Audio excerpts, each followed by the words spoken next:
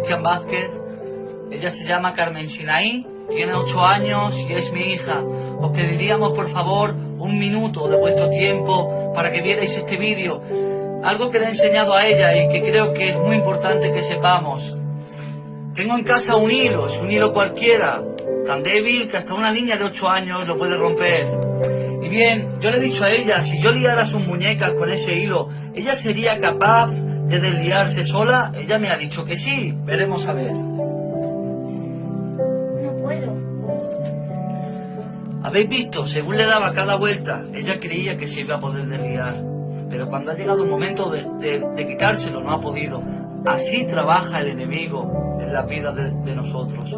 Una mentira, un pecado, un día que salgo, un día que no me reúno, no pasa nada, solo es una vez, pero una vez tras otra, una vuelta tras otra, una vuelta tras otra, pecado tras pecado, mentira tras mentira. Y cuando llegue el momento en el cual te quieras desatar, no vas a poder. Por eso no hay que darle pie, ni una mentira, ni un pecado. Él no viene con mentiras grandes, Él no viene para que lo identifiquemos. Él viene poquito a poquito, se viste de ángel, dice la palabra. No le demos pie, porque luego vas a necesitar que venga el Señor y que con su poder rompa las ligaduras que el enemigo te ha creado. Que Dios os bendiga a todos, hermanos. No le demos pie. Bendiciones en el nombre del Señor. Un beso. Culto de Gignac con el pastor Josepi. Los días de culto de martes a jueves a domingo a las 6:30 de la tarde. En la iglesia de Gignac con los pastores Josepi y Pipao. No te lo pierdas, os esperamos a las 6:30 de la tarde. Dios su bendiga. En la iglesia de Gignac con los pastores Josepi y Pipao. No te lo pierdas, os esperamos a las 6:30 de la tarde. Dios su bendiga. En la iglesia de Gignac con los pastores Josepi y Pipao. No te lo pierdas, os esperamos a las 6:30 de la tarde. Dios su bendiga.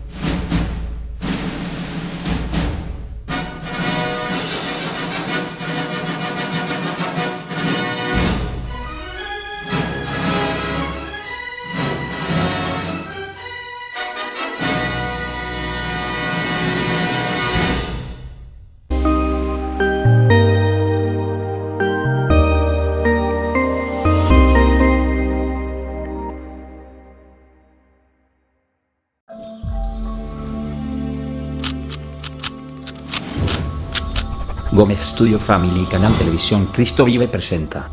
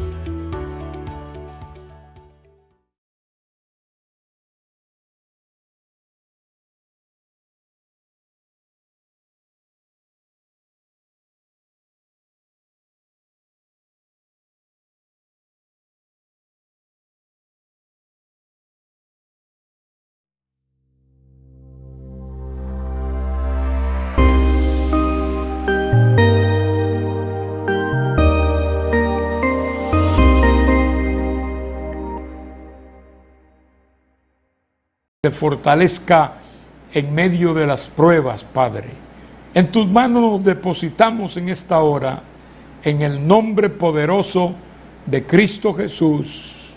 Amén.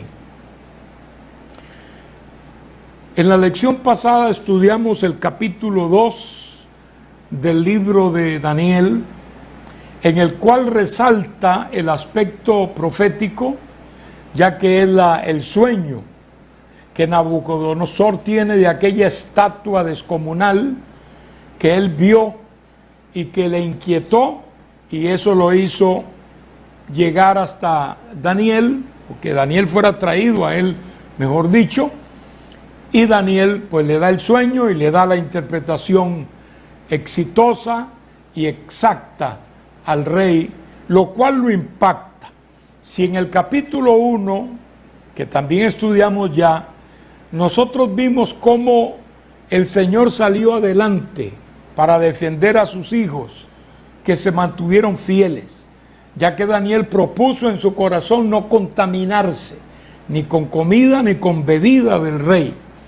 Entonces, obviamente, en términos humanos, esto debería haber desmejorado su salud, no hubiera sido tan robusto como los otros que sí comían de los banquetes provenientes del palacio de Nabucodonosor, y Dios interviene milagrosamente para que eso no suceda. Comiendo ellos solo legumbres y agua, resultaron ser más saludables y estar más robustos que sus compañeros de estudio, que eran muchos en ese entonces. Ahí vemos cómo el propósito de arrancar la fe, la cultura espiritual y religiosa de Daniel y sus amigos falla. El rey reconoce eso, y cuando los traen ante su presencia, él lo que tiene es alabanzas para Daniel y sus amigos, a los cuales encuentran 10 veces mejores que los compañeros. Y acá en el capítulo 2, pues resalta más este revés, diríamos, contra Satanás, que era el que estaba detrás de todas estas jugadas del rey, porque ninguno pudo, de los amigos y compañeros y ayudantes del palacio, darle al rey su interpretación, poniendo él esa prueba inconcebible, que era que no les iba a decir el sueño, ellos tenían que decirle el sueño, y a la vez darle su interpretación, para él estar seguro que la interpretación era la correcta. Entonces nadie pudo responder. Cuando llegó Daniel, le dijo: yo no soy más que nadie, pero hay un Dios en el cielo, y Él es el que revela los misterios, y me ha revelado a mí. Entonces le da el sueño y le da la interpretación, y Nabucodonosor tiene una palabra tremenda hacia el Dios de Daniel, que conoce todos los misterios. Alaba a Dios. Ahí sí sale una alabanza de Nabucodonosor al Dios verdadero. Entonces estamos viendo hasta ese capítulo, y lo veremos en el capítulo 3 también, cómo la fe y el poder de Dios en el Dios verdadero va superando todo desafío del enemigo. Cómo Dios va venciendo a través de sus instrumentos todo aquel poderío que representaba el más grande imperio habido hasta ese momento, como era el imperio babilónico. Hoy continuamos con el capítulo 3, que empieza diciendo: el rey Nabucodonosor hizo una estatua de oro, cuya altura era de 60 codos y su anchura de 6 codos. La levantó en el campo de Dura, en la provincia de Babilonia. Y envió el rey Nabucodonosor a que se reuniesen los sátrapas, los magistrados y capitanes, oidores, tesoreros, consejeros, jueces y todos los gobernantes de las provincias, para que viniesen a la dedicación de la estatua que el rey Nabucodonosor había levantado. Fueron pues reunidos los sátrapas, magistrados, capitanes, oidores, tesoreros, consejeros, jueces y todos los gobernadores de las provincias a la dedicación de la estatua que el rey Nabucodonosor había levantado, y estaban en pie delante de la estatua que había levantado el rey Nabucodonosor. 2 versículos más. Y el pregonero anunciaba en alta voz: mándase a vosotros, oh pueblos, naciones y lenguas, que al oír el son de la bocina, de la flauta, del tamboril, del arpa, del salterio, de la zampoña y de todo instrumento de música, os postréis y adoréis la estatua de oro que el rey Nabucodonosor ha levantado. Y cualquiera que no se postre y adore, note que era postrarse y adorar, inmediatamente será echado dentro de un horno de fuego ardiente. Y el verso 7, y termino esta primera parte: por lo cual, al oír todos los pueblos el son de la bocina, de la flauta, del tamboril, del arpa, del salterio, de la zampoña y de todo instrumento de música, todos los pueblos, naciones y lenguas se postraron y adoraron la estatua de oro que el rey Nabucodonosor había levantado. Esta es una muestra de la soberbia y del orgullo vanidoso de este rey Nabucodonosor, y este mismo espíritu, diríamos ahora, también perdura hasta el día de hoy en muchos gobernantes, especialmente aquellos que son absolutos, que son totalitarios, que son juez y parte, que son ejecutivo, legislativo y judicial al mismo tiempo. Y son características estas expresiones de soberbia y de orgullo, tal como vemos en el caso de este hombre llamado Nabucodonosor. Él manda construir esta estatua, tal vez impresionado por el sueño que había tenido y que le interpretó el profeta Daniel perfectamente.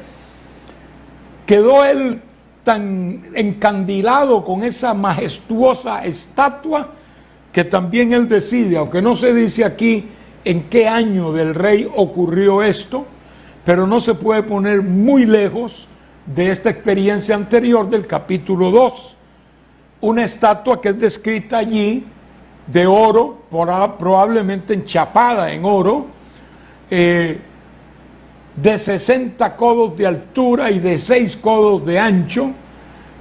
Recordemos que un codo era aproximadamente 45 centímetros, o sea, casi medio metro, así que podríamos imaginarnos una estatua de 30 metros de altura y de 3 metros de ancho mínimo, quizá con su pedestal incluido y todo, porque la estatua debía tener un soporte. Esa era la medida. Resalta ahí el número 6 en 60 codos de altura, 6 codos de ancho, pensando que el número 6 es el número del hombre, y en este caso es como el hombre queriendo ser glorificado, que no sería su primer intento, ni tampoco sería el último. El hombre anhela el poder, tanto de riquezas como también el poder político, para entonces abanicar e inflar su ego vanidoso. Y en el caso de Nabucodonosor, que de verdad había llegado al trono a fuerza, a costa de muchas muertes.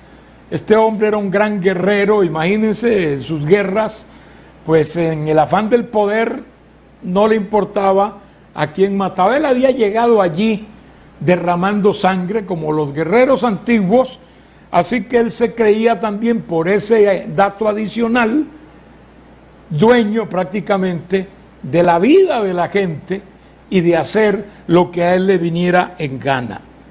Entonces, en la primera parte, que es esta que hemos leído, vemos que después de levantar esta estatua, símbolo de la soberbia humana, el rey hace un edicto o una orden en la cual él dice: todos los pueblos, naciones y lenguas, representados en sus gobernantes, que tienen que venir a esta plaza, que era la plaza de Dura, una localidad en la provincia de Babilonia, sin duda una gran explanada. Ellos tenían que llegar allí, todos los oficiales del reino, todos los gobernantes de los rincones del reino babilónico, debían venir representando a sus pueblos, porque allí iba a ser representado todo el imperio, arrodillándose y adorando, porque se habla claramente de adorar la estatua, muy probablemente del mismo Nabucodonosor, que él había levantado enchapada en oro, todo un espectáculo.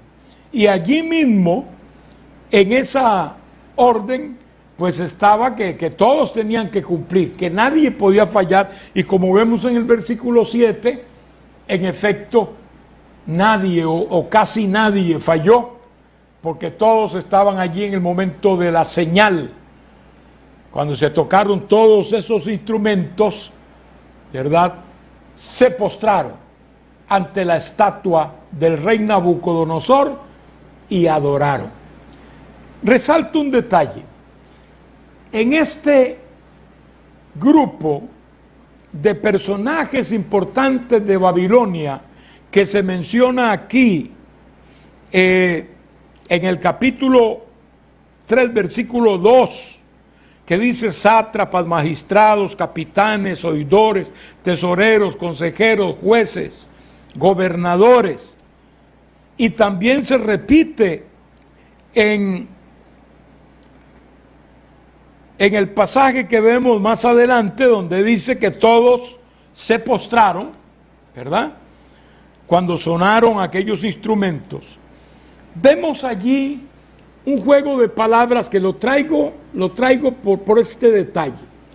En este juego de palabras que vemos ahí, hay palabras persas para definir estos cargos gubernamentales, igual que hay una que otra palabra aramea, que como sabemos esta parte está escrita en arameo. Pero ¿de dónde salen las palabras persas? Porque el imperio persa realmente fue después del imperio babilónico. Ahí es donde los enemigos de Daniel, del libro de Daniel, creyendo tener un asidero, dicen que por eso es que Daniel no pudo haber escrito en el periodo babilónico, sino en el periodo persa, porque está usando expresiones usadas en el imperio persa, y colocan a Daniel equivocadísimamente en el año 260 o 230 antes de Cristo, ¿verdad?, y no en el 535, como realmente lo ubica el canon y como lo ubica la palabra misma en su contexto. Entonces, las palabras persas aquí no quieren decir que Daniel haya vivido lo que él profetizó y que antes de profetizarlo lo había vivido. Absolutamente falso. Las palabras persas, número uno, serían común en la experiencia de Daniel. Recuerden, los enemigos de la profecía y de el milagro de ella, que Daniel no solo vivió en el imperio babilónico, también vivió en una parte del imperio medo-persa. Daniel estaba presente cuando fue invadido Babilonia y fue destruido el imperio medo-persa. En ese tiempo ya no era Nabucodonosor, él había dejado a sus hijos, y el último era Belsasar, que era realmente un nieto, hijo de Nabonido, un hijo de Nabucodonosor, que gobernaba Babilonia en el tiempo cuando cae presa de los medo-persas allá por el año 539 antes de Cristo. Después de allí todavía Daniel siguió ministrando, porque ministró también en el imperio persa unos años. De manera que Daniel también se compenetró con la cultura persa, con las palabras persas. Y tampoco es que eran nuevas del todo. Esas culturas, incluyendo la cultura griega, que vamos a verlo ahorita, también se había mezclado ya desde cientos de años antes de que fuera un imperio con los imperios que precedieron al imperio griego formado y fundado por Alejandro el Grande. Así que ese argumento de la alta crítica de las palabras persas que aparecen aquí en la descripción de los cargos políticos no dicen absolutamente nada, más bien dicen lo contrario, porque si Daniel, como dicen ellos, fue escrito en el año 230 y algo, según ellos, ya el imperio persa había pasado. Es decir, ya no existía esa cultura moviéndose entre las gentes, porque la cultura griega arropó, esa sí arropó el mundo, no solo en su tiempo, mucho tiempo después y todavía hoy la cultura griega en gran parte de nuestra propia cultura, y digo propia nosotros, traída desde Roma, la utilizamos. Por ejemplo, en las palabras de medicina, eso está lleno de palabras griegas, palabras científicas, se usan mucho las palabras griegas. Por ejemplo, hipoglicemia es una palabra de origen griego, hipertensión es una palabra de origen griego. Cuando hablamos de hiper, estamos hablando de una palabra griega, sobre, eso es lo que indica. Mega, en fin, no estoy en eso en este día, pero hay innumerables palabras griegas que las traemos de la cultura romana, pero greco-romana, ¿verdad? Greco-romana, es decir, Grecia con Roma, porque Roma venció a Grecia, a su ejército, pero no pudo vencer la cultura permaneció. Entonces, esa mezcla de culturas parece enredar, y digo parece, porque si vamos a ver, lo cierto es que el que quiere ser ateo lo es, y va a tratar de buscar cualquier pequeño asidero para inflarlo, ¿verdad? Y hacerlo propio.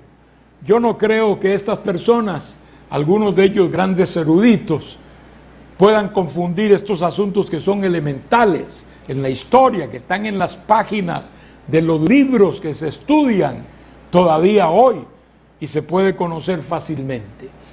Pero quería hacer esta mención porque este capítulo 3 es uno de los asideros de los enemigos del libro de Daniel. Del versículo 8 al 12 tenemos lo siguiente: por esto en aquel tiempo algunos varones caldeos vinieron y acusaron maliciosamente, oiga que digo, dice maliciosamente a los judíos, y hablaron y dijeron al rey Nabucodonosor: rey para siempre vive. Tú, oh rey, has mandado una ley, que todo hombre al oír el son de la bocina, de la flauta, del tamboril, del arpa, del salterio, de la zampoña y de todo instrumento de música, se postre y adore la estatua de oro. Y el que no se postre y adore sea echado de entre un horno de fuego ardiendo. Hay unos varones judíos, los cuales pusiste sobre los negocios de la provincia de Babilonia, Sadrach, Mesach y Abednego. Estos varones, oh rey, no te han respetado, no adoran tus dioses, no adoran la estatua de oro que has levantado. Noten, hermanos, que aquí hay unas acusaciones muy serias. Las podemos puntualizar fácilmente porque resaltan. Noten que ellos están diciendo, estos varones judíos, menciona específicamente que son judíos, lo cual refleja cierto prejuicio de estas personas caldeas, además de la envidia que resalta, porque tú los has puesto, le dicen, en posiciones importantes en Babilonia. O sea, ellos entendían, y eso era notable, que estos varones judíos que se habían ganado esa posición, por lo menos en la calificación del rey, y por eso los habían puesto en esas posiciones, diríamos, importantes, quizá claves, en la provincia de Babilonia, pues lo merecían. No estaban allí de adorno, ni porque fueran botellas o algo parecido. No, señor. Estaban ahí por una razón valedera. Tenían mérito. Y ellos los acusan. Usan varias palabras ahí que quiero que veamos subrayando. Dice, primero, no te han respetado al rey. Eso es serio. No respetar al rey Nabucodonosor, hermanos, era sentencia de muerte. Luego, además de eso, no adoran tus dioses. Nabucodonosor era un devoto adorador de los dioses babilónicos, que eran una cantidad enorme, especialmente de Marduk, el dios que estaba muy cerca del palacio de Nabucodonosor en Babilonia, y que era el mayor de los dioses babilónicos, y lo llamaban el Señor del universo. Era un devoto adorador de esos dioses. Y ustedes saben que esas cosas son difíciles de arrancar. Por eso el pecado de la idolatría, hermanos, es tan grave delante de Dios. Por eso es que los jóvenes que conocían la palabra preferían morir antes de caer en la idolatría, porque la idolatría, por más inocente que parezca, condena a la gente al infierno seguro, y la gente va hasta confiando en su ídolo al infierno, a condenación, porque Dios nunca va a aceptar la idolatría. La idolatría es un pecado vulgar delante de Dios, porque desplaza a Dios, le quita el lugar a Dios para ponerlo sobre una criatura o sobre un pedazo de piedra o de metal o de lo que sea, hasta de carne y hueso. Hay que tener mucho cuidado. La idolatría es algo con lo cual nunca podríamos nosotros comulgar, como vemos este ejemplo de los jóvenes hebreos. Entonces no adoran tus dioses, no te respetan a ti y tampoco adoran la estatua que tú has levantado. Con esas tres acusaciones, ellos estaban totalmente perdidos. Quería hacer hincapié también acá en los nombres de los instrumentos que menciona aquí, en este pasaje, también en el anterior, que dice el son de la flauta, de la zampoña, del tamboril, etcétera. Todos esos instrumentos, esos nombres, son griegos. Es otra, por eso digo el capítulo 3 es usado por la alta crítica para pretender desautorizar el milagro profético de la profecía de Daniel. No podrán, no pudieron y no han podido, pero es lo que ellos han intentado desde el tercer siglo de nuestra era para acá. Y dicen que bueno, que cómo va a usar palabras griegas. Si está usando palabras griegas es porque Daniel no estaba en el imperio babilónico, o en el caso que sabemos, en el Medo Persa, en el cual vivió también, sino que vivió en el periodo del imperio griego, tercer siglo, de manera que ellos dicen, Daniel escribió historia, no profecía. nuevamente caen en un error muy barato y muy cómodo para ellos. Ustedes saben, hermanos, que hace unos años, y digo unos años porque en efecto esto tendrá apenas 100 y algo de años, que comparado con las edades que han pasado, ¿verdad? El antes de Cristo y aún el después de Cristo, pues 100 años no es nada. En el 1900 a 1914 se desenterró la ciudad de Babilonia en Irak.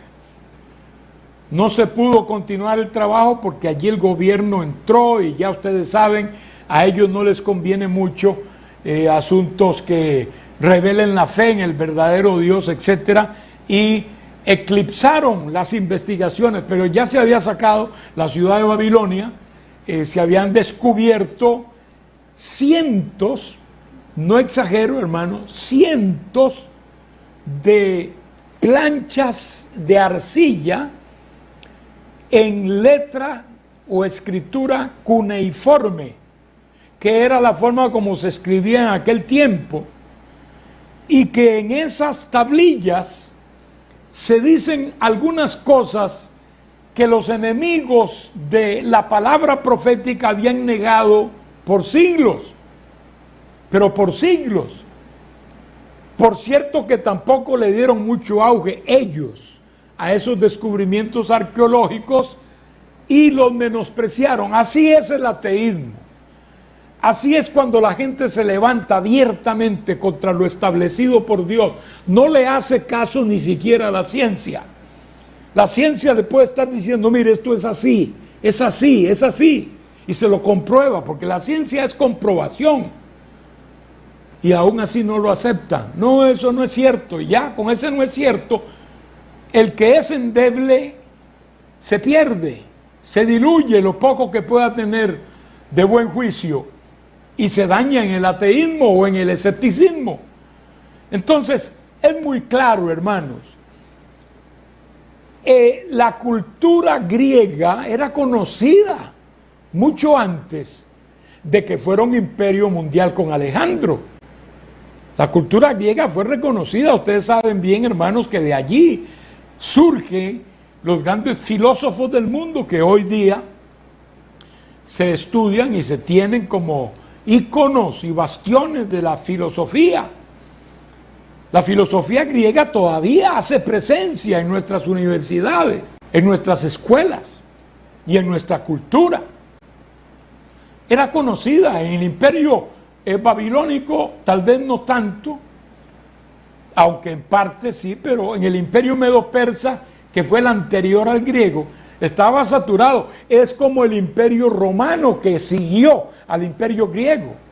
El imperio romano fue inundado con la cultura. Ya mencioné que en cuanto a cultura, Grecia los derrotó.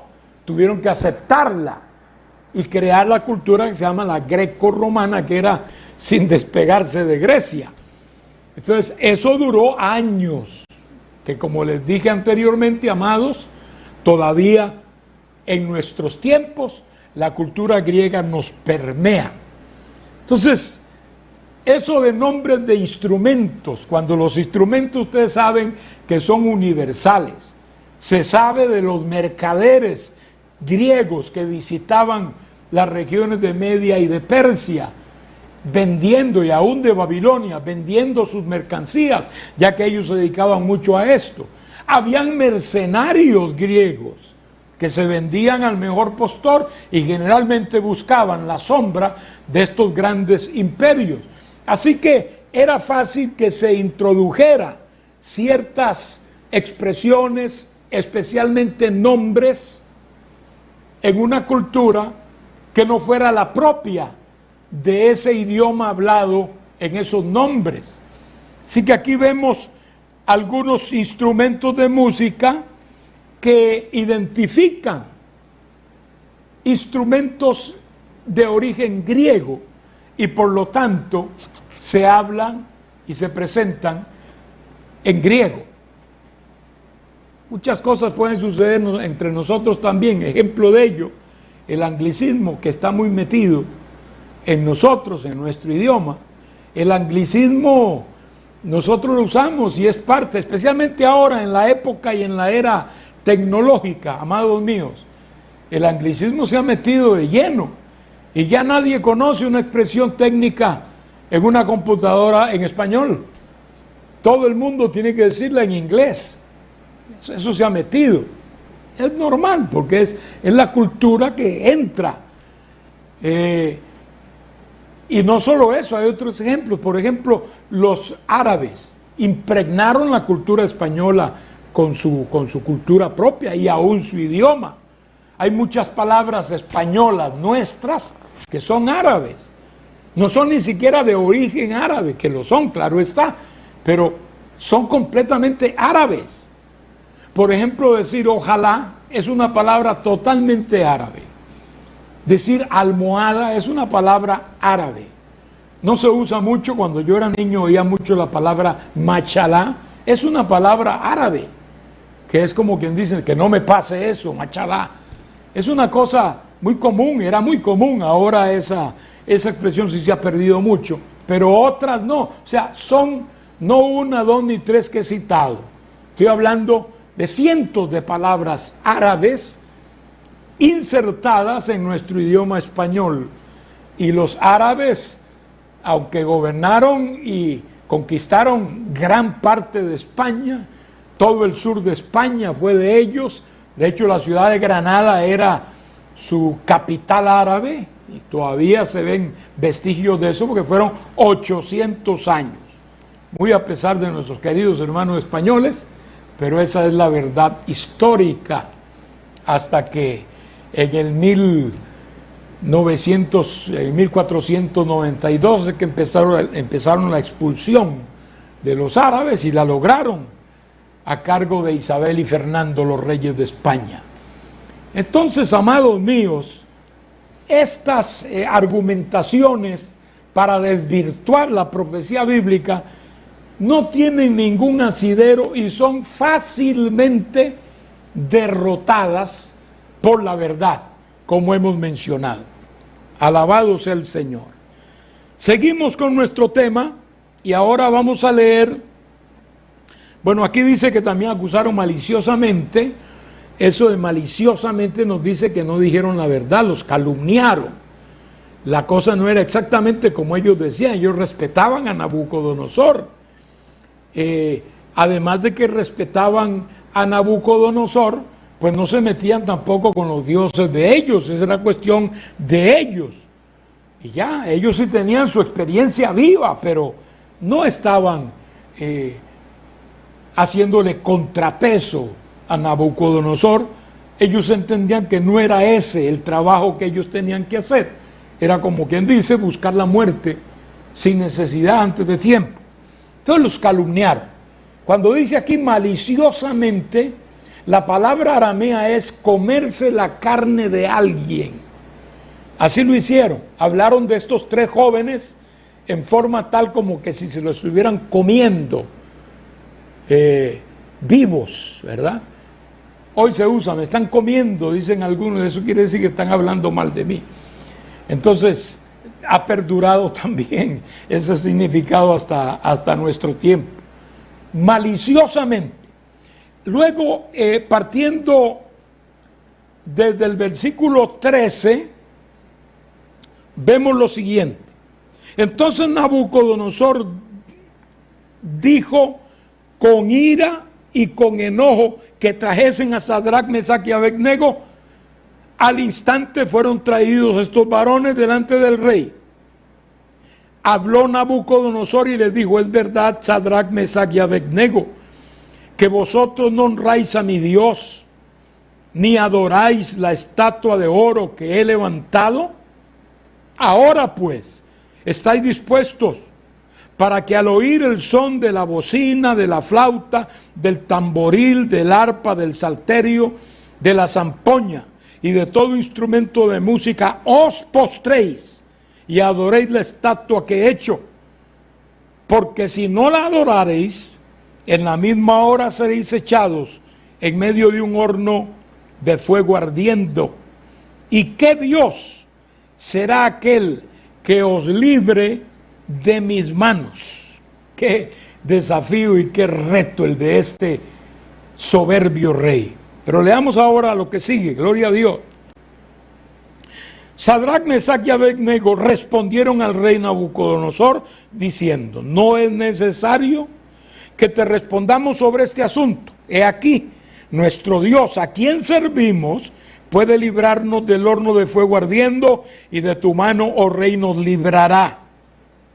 Terminante esto. Y si no, mire cómo dejan lugar a la fe. Ellos no dicen Dios nos va a librar. No, aquí entra la fe, y la fe puede esperar cualquier cosa. Y si no, sepas, oh rey, que no serviremos a tus dioses, ni tampoco adoraremos la estatua que has levantado. O sea, la fe indica que si Dios no me libra, yo sigo creyendo en Él. Si Dios permite que nos achicharremos en ese horno, no hay problema. No adoraremos tu imagen, no vamos a postrarnos ante tus dioses. Qué maravilla, hermanos. Con gente así Dios cuenta siempre, para enaltecer su gloria.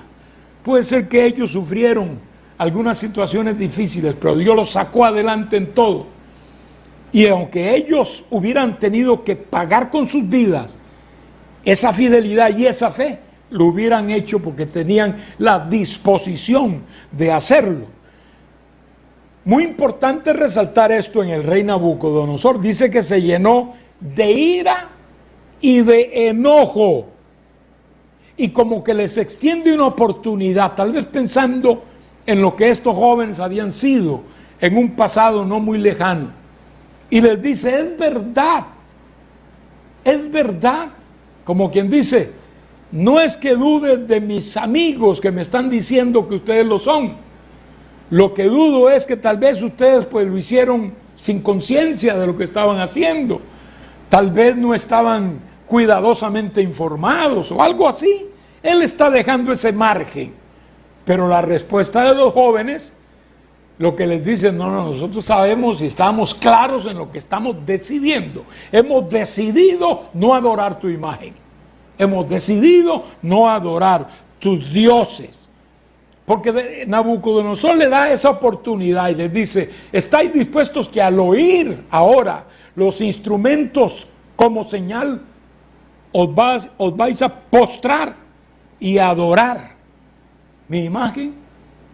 Y la respuesta ya la hemos dicho, una confesión clarísima, ¿verdad? Gloria a Dios. Y ahí es donde el rey pierde todo control, porque eso es lo que indica allí, hermanos, desde el versículo 19. Entonces Nabucodonosor se llenó de ira, se llenó. O sea, no tenía más que ira en su alma, en su corazón, en ese momento. Y se demudó el aspecto de su rostro. Un rey, por cierto, no era muy autocontrolado este rey, y generalmente los reyes de esta clase no lo eran. Le daban rienda suelta a su enojo, fuera justa o injustamente. Pero Nabucodonosor, enojado, hermanos, de verdad que era peligroso. Dice que se demudó. Cuando alguien se demuda de la rabia, de la cólera, pues mi hermano, indica que no hay vuelta atrás. Allí el hombre perdió todo el control. Mandó a calentar el horno 7 veces. Y también amarraron, por mandato de él, a los jóvenes. Los amarraron con sus propias vestiduras. Y así amarrados iban hacia el horno de fuego. Y en verdad, cuando los que iban a llevarlos para lanzarlos se acercaron, tal vez a distancias que antes ellos se habían acercado, dice que era tal el calor que los quemó a ellos, los mató, y lanzaron a los 3 muchachos atados. Pero allí donde ocurre lo maravilloso. Gloria al nombre del Señor. Y dice la Biblia, entonces estos varones, verso 21, fueron atados con sus mantos, sus calzas, sus turbantes y sus vestidos, y fueron echados dentro del horno de fuego ardiendo. Y como la orden del rey era apremiante y lo habían calentado mucho la flama o la llama del fuego, mató a aquellos que habían alzado a Sadrach, Mesach y Abednego. Y estos 3 varones, Sadrach, Mesach y Abednego, cayeron atados dentro del horno de fuego ardiendo. Entonces, allí es donde viene el entonces, donde interviene Dios. El rey Nabucodonosor se espantó y se levantó apresuradamente y dijo a los de su consejo: ¿no echaron a 3 varones atados dentro del fuego? Ellos dijeron al rey: es verdad, oh rey. Y él dijo: he aquí, yo veo 4 varones sueltos que se pasean en medio del fuego sin sufrir ningún daño. Y el aspecto del cuarto, del número 4, es semejante al Hijo de los dioses. Gloria al nombre del Señor. Qué dramatismo. Yo creo que pocos pasajes bíblicos tienen esta carga de drama tan grande, esta impresión tan poderosa. Este es un texto que recuerda a uno desde su niñez, como que se lo grabaron en la mente. Es lindo, hermanos, cómo Dios intervino. Los lanzan ahí atados, pero Nabucodonosor los ve sueltos. Quiere decir que nuestra prueba, el fuego de la prueba, lo único que quema, si ha de quemar algo, son nuestras ataduras. Aquello que nos ata, que nos liga, que nos retiene, que nos impide. Eso es lo que queman las llamas de la prueba que a nosotros nos puedan venir. Confiemos en Dios en medio de la prueba, que Dios nos sacará adelante, hermanos. Y acuérdense que la fe está allí. No es que tampoco, si Dios no nos libra como nosotros queremos, entonces Dios falló y Dios no sirve y nos vamos fuera de los caminos. No, la fe nos mantiene ahí. La fe es más grande que cualquier cosa en esta vida, hermanos. Alabado sea el nombre del Señor. El rey pues recibe un revés tremendo y dice: ¿por qué veo yo 4 que se pasean? O sea, están cómodos, no están achicharrados, no están retorciéndose por el fuego, están paseándose en medio de las llamas. O sea, sueltos y paseándose. Tienen paz en medio de su prueba. Tienen tranquilidad en medio del fragor de la batalla. Así es el hombre y la mujer de fe. Es una persona que sabe confiar en Dios y Dios le sostiene y le equilibra. Bendito sea el nombre del Señor. Pero lo que dice después es lo mayor. No echaron 3, veían 4. Nabucodonosor veía 4. Le dijeron: sí, echamos 3, pero hay 4. Y el cuarto es semejante al Hijo de los dioses. Bar Elohim. Es una palabra aramea que quiere decir Hijo de Dios. Hijo de Dios. Allí sin duda es la presencia de Cristo en la persona preencarnada. Es lo que se llama una preencarnación, una manifestación de la preencarnación de Cristo, ¿verdad? Una teofanía que se manifiesta antes del tiempo en que el Señor debía encarnarse en este mundo. Recuerden que la encarnación de Cristo es un hecho de muchísimo, pero muchísimo tiempo atrás. Es decir, se cuenta ya en la era eterna. No es de ayer, ni fue del 2000, ni fue del 1000, ni del 0. No, no. Entonces, allí se presentó el Señor, en la presencia probablemente del ángel de Jehová, que muchas veces lo ha hecho visible. El ángel de Jehová es Cristo. Ahí estaba en medio del horno, en medio de la prueba, con aquellos que confiaron en el Señor.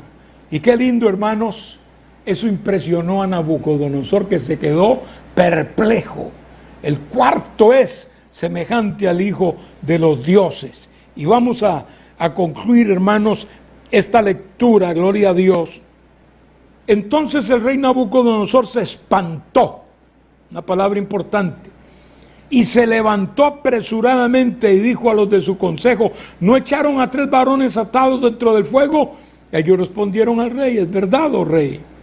Fue cuando él les dice: ¿por qué yo veo 4? Y el cuarto es semejante al Hijo de los dioses. Entonces Nabucodonosor se acercó a la puerta del horno de fuego ardiendo y dijo: Sadrac, Mesac y Abednego, siervos del Dios Altísimo, salid y venid. Entonces Sadrac, Mesac y Abednego salieron de en medio del fuego, y se juntaron los sátrapas, los gobernadores, que aparece otra vez la lista, los capitanes, los consejeros del rey, para mirar a estos varones, cómo el fuego no había tenido poder alguno sobre sus cuerpos, ni aun el cabello de sus cabezas se había quemado. Sus ropas estaban intactas y ni siquiera olor de fuego tenían.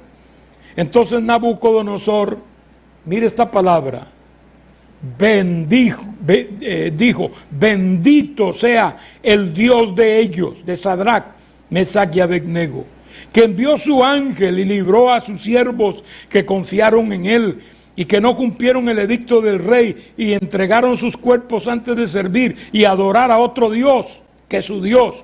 Por lo tanto, ahí está una palabra que podemos decir testifica del acercamiento de Nabucodonosor a Jehová, el Dios de Israel. Por lo tanto, decreto que todo pueblo, nación o lengua que dijese blasfemia contra el Dios de Sadrac, Mesac y Abednego sea descuartizado y su casa convertida en muladar, por cuanto no hay Dios que pueda librar como este. Entonces el rey engrandeció a Sadrac, Mesac y Abednego en la provincia de Babilonia. Esta confesión, hecha un edicto por parte del rey Nabucodonosor, nos indica que allí fue impactado grandemente por el Dios verdadero. Acuérdense, hermanos, que él sí tenía ya una experiencia en el caso del sueño que le interpretó Daniel.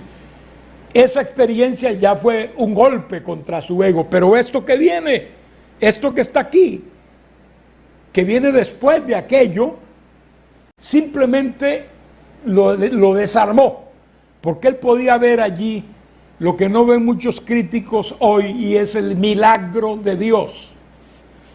Dios es un Dios de milagros. Para él no hay nada imposible, y Dios puede hacer cosas grandes como hizo con estos jóvenes, salvándonos de la muerte y del juicio de este soberbio rey, y que esto sirviera como un testimonio al mismo Nabucodonosor, que da un paso más. Aquí da un paso más hacia el conocimiento de Dios.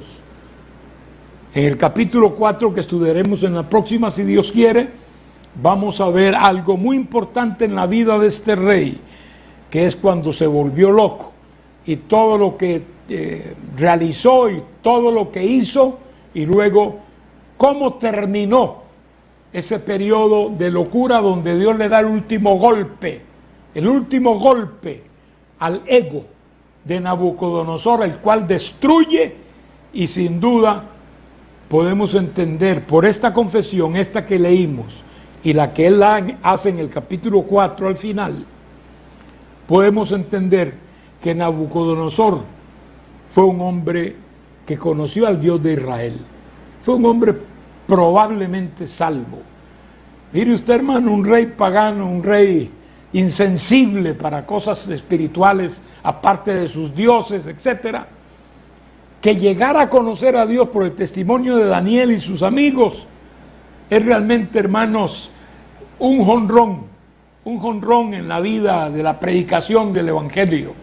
Como un hombre gentil que no era judío, impío hasta el último grado, hasta la última rayita, se da cuenta de su realidad. Si Nabucodonosor se convirtió, hermanos, se puede convertir cualquiera, no importa a dónde ha llegado, no importa el pecado cometido, puede ser salvo si se arrepiente y considera humillarse en la presencia de Dios.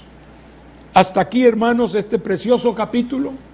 A mí me encanta hablar de este capítulo y de otros también, pero como el 5 y este mismo, el 4, me encanta. Pero este es un dramatismo tremendo, casi parece como una película. Este capítulo 3 de Daniel. Damos gracias a Dios y nos despedimos. Padre, gracias te damos por tu palabra santa y gloriosa. Gracias porque nos hablas a través de ella, Señor. Para ti no hay nadie excluido. Todos están incluidos en el llamado. Venid a mí todos los trabajados y cargados, todos los sedientos. Tú hablas a todos porque quieres salvar a todos, Señor. Si todos no son salvos, no es por causa tuya, no es por un decreto tuyo, no es por una presciencia tuya que los has condenado al infierno eterno, no, sino por la decisión propia de cada uno que la hace o bien para ser salvo o lamentablemente para ser condenado. Gracias por esta experiencia que hay en tu palabra, Señor. Ayúdanos a perseverar y a resistir en medio de la prueba. En el nombre de Jesús. Amén y amén. Un saludo para todos, amados, y que Dios me les bendiga.